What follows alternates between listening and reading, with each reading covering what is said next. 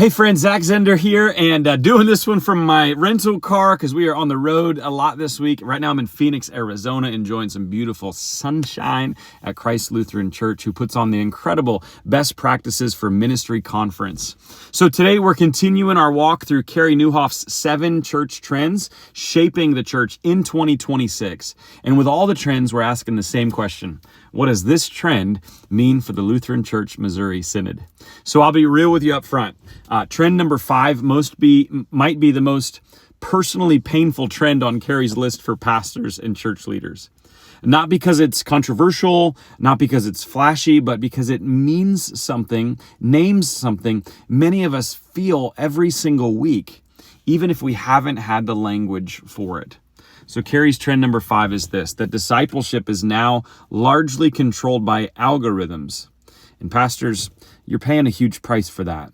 So before we hear from Carey and before I then unpack what this means for us, most people watching these videos, you're not subscribed yet. And so, hey, if you find this content helpful, would you please subscribe? That helps more church leaders find it. And as always, share the video and comment and do all the things. So thanks for your support there. But let's get Carey's words to explain trend number 5. Church trend number 5. Discipleship is now largely controlled by algorithm, and pastors are paying a huge price for this. As David Kinnaman and Mark Matlock have pointed out, most people today are discipled by algorithms more than they're discipled by their pastor or their local church. Now, that was true a decade ago. What we're seeing right now, though, are the compound effects that are now unmistakable and also deeply painful to most church leaders. J.D. Greer really helped me see this in episode 770 of my leadership podcast. We were talking about, any pastor you talk to these days say that no matter what they say publicly about a cultural issue, they never do it right? It's increasingly impossible to say anything on key cultural or theological issues that doesn't generate a slew of negative responses online and in person, right? With people in your church, with people online. As the culture wars rage on, almost any move you make as a church is going to be labeled to something, right? You're too liberal as a pastor.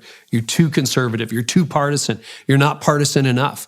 You will just honestly never get it right. So why is that? It's because everyone in your congregation is being discipled all week long by different algorithms. So if you were to actually, peel the camera back, get a look at what's actually happening in your congregation, you would see that one person's Instagram feed is serving up ultra right-wing partisan commentary, right? While another's TikTok feed is feeding them progressive politics.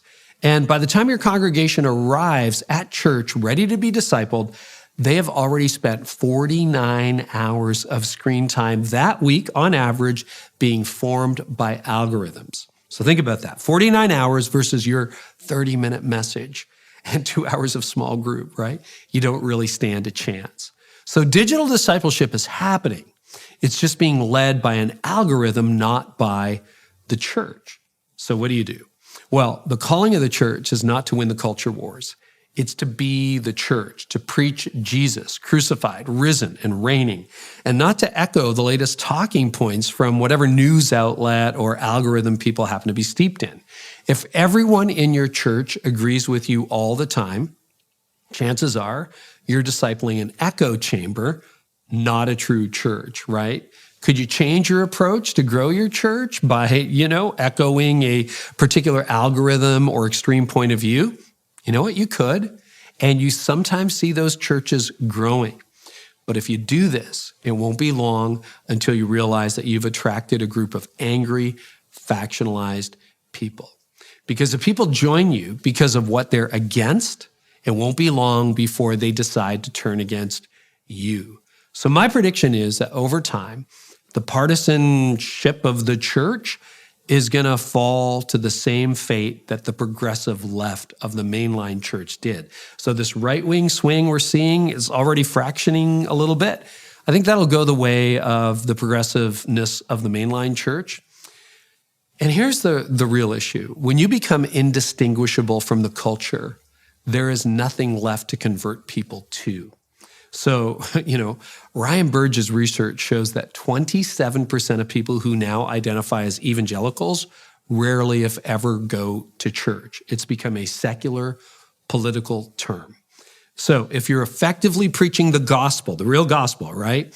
Here's what's going to happen. You're going to inevitably be accused of being too liberal, too conservative, too vocal, too right, too left, and the accusations will always shift.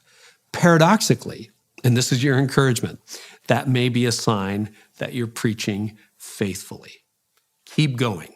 The algorithm is wreaking havoc in our brains. So the line that was the gut punch is most people today are discipled by algorithms more than they're discipled by their pastor or the local church.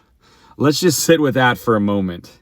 Carey points out that the average adult spends 49 hours a week on screens being shaped and nudged and outraged and affirmed and discipled by algorithms. 49 hours.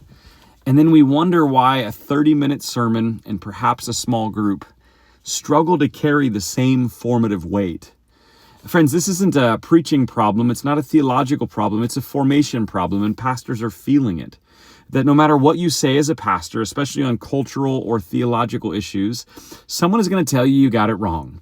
You're too liberal, you're too conservative, you're too political, you're not political enough, you're too soft, you're too harsh, you're too woke, you're too MAGA. And here's the key insight that Carey names. That's happening because people are no longer being formed by the same story. Every person in your congregation is arriving on Sunday having already been discipled all week by different algorithms.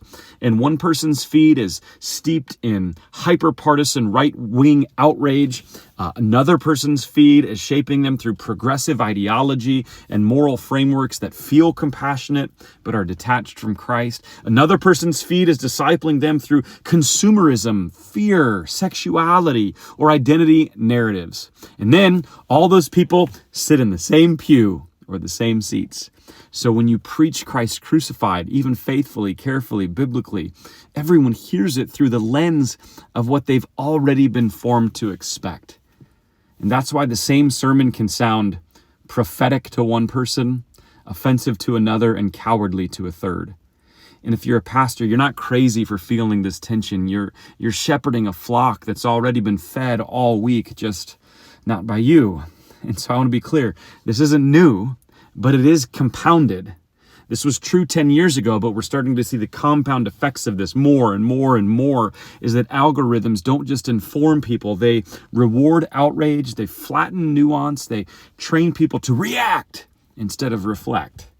And over time, that forms disciples who struggle to listen, who expect instant clarity on complex issues, who interpret disagreement as danger, and assume their perspective is morally obvious. And so when those disciples enter the church, they're not neutral. They're already being catechized, just not by Scripture.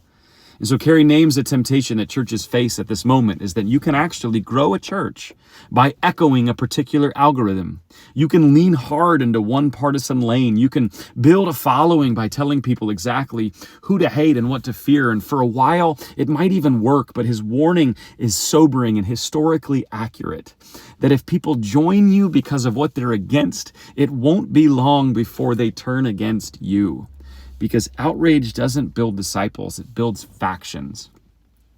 And when the church becomes indistinguishable from the culture, whether it's left or right, there is nothing left to convert people to. And that should stop us in our tracks. This lands close to us at home for the LCMS because we're a confessional church body that values clarity, that cares deeply about truth. But the uncomfortable question we have to ask is, are we forming disciples, or are we assuming formation is happening by default? Lutherans are exceptionally good at guarding doctrine, but we've often been less intentional about daily formation. We baptize, we catechize, we confirm, but then if we're honest, many people are left to be discipled the rest of their lives by cable news, social media, talk radio, YouTube, TikTok theologians with no accountability. And then we're surprised when faith becomes thin or reactive or indistinguishable from politics. And this is not because people are evil, it's because something or someone is always discipling them. And the church is not called to win the culture wars. The church is called to be the church, to preach Jesus Christ, crucified, risen, and reigning, and to refuse to echo the talking points of whatever algorithm people happen to be steeped in, and to form a people who are shaped more by word and sacrament than by outrage and fear. And here's the paradox, and pastors need to hear this, that if you are preaching the gospel faithfully, you will be accused of being too liberal and too conservative. And strangely enough, that might be a sign you're doing it just right. So if this is the environment we're ministering in, and it is, the question then becomes, how do we shepherd faithfully without trying to outshout, if you will, the algorithm? So let me offer 3 grounding truths and suggestions, especially for LCMS pastors and leaders. First, this truth: algorithms cannot baptize. They cannot forgive sins. They cannot deliver Christ's body and blood. Only the church can do that. And if and when people realize their algorithms are not leading them to the fulfilling lives that God has called them to, that everything that the algorithm is feeding them is hollow, may your church offer an alternative to the algorithm. May it offer the consistent, rooted, time-tested, transcendent truth that only Jesus can bring to them. Second, be practical and use your Sunday experiences and small group offerings, the times when you do come together, to not just offer them something different for that hour or so, but use a part of those gatherings to teach and train them to how to limit influences and distractions, teach and train them how to use all of the new technologies and ways that all of this new technology and social media channels that exist now can be used as servants to us, but not that they would become our masters. Give them advice on how to set screen time limits and do digital fasts, and encourage parents to take responsibility and remind them that they have the authority to help their children in this area. They need to be the ones that set limits and boundaries. But third, create or curate content to show up in their algorithm. Offer theology and influencers and channels and podcasts and sermons and more that can help disciple them during the week. Sunday alone doesn't have to carry the weight of discipleship anymore if people are being formed 49 hours a week on these screens. Like, what if we met them there? What if we could teach them that discipleship is a daily rhythm, not a weekly event, and offer opportunities online for them to be discipled? Because the reality is, if someone else can show up in their algorithm, so can you too. And right now, this is a major vacuum in the LCMS as a whole. We can do better at helping them see discipleship as a daily rhythm. So friends, this doesn't mean chasing trends. It means reclaiming practices of prayer, scripture, confession, vocation, neighbor love, Sabbath, practices that algorithms cannot replicate. So the question isn't like, can we compete against the algorithm? The real question is, are we forming people deeply enough that the algorithm just loses its grip? Because the church that forms disciples slowly, relationally, sacramentally, has never been more necessary than it is now. And so here's the question I want to leave you with today, and please put it in the comment what your answer might be. What's one small practical step your church could take this week to help disciple people online beyond Sunday? Next week, we're going to move to trend number 6 out of 7, and we'll look at how pastors are aging out, continuing to get older and older on average, and what this means for the future of the church.